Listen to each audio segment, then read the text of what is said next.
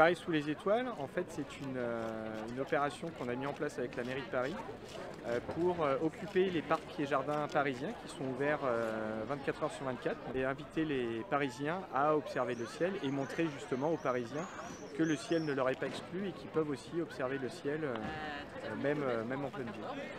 Le ciel parisien est très bien pour démarrer parce que justement il n'y a que les étoiles les plus lumineuses qui arrivent à survivre à la pollution lumineuse. Pour apprendre à se repérer dans le ciel, c'est parfait. Pour apprendre à utiliser une carte du ciel, c'est parfait. Et puis on peut observer la Lune, comme ce soir, où on a un joli quartier. On peut observer Jupiter, Saturne, donc toutes les planètes en fait et la Lune sont des objets qu'on peut observer à Paris, à l'œil nu, aux jumelles ou aux instruments, parce que justement ce sont des objets suffisamment lumineux pour s'affranchir de cette pollution lumineuse. Donc l'AFA, c'est l'Association française d'astronomie. En fait, c'est une association qui œuvre pour populariser l'astronomie auprès du grand public.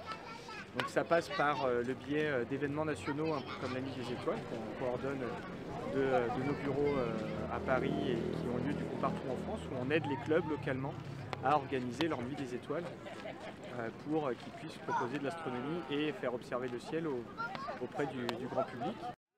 Ça passe par l'organisation de rencontres du ciel, où c'est plutôt des rencontres de passionnés qui ont lieu tous les 2 ans.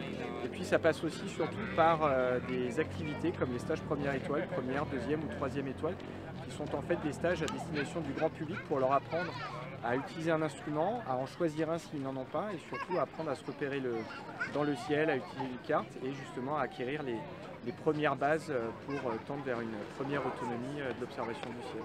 Donc on a comme ça différents grades de compétences, ça part des plus petits avec la petite ours et puis on continue pour les plus grands avec les stages première étoile. Et puis on a le magazine qui permet du coup avec un média papier comme ça de proposer de l'astronomie et plutôt de l'astrophysique, du contenu, des articles de fond pour le grand public.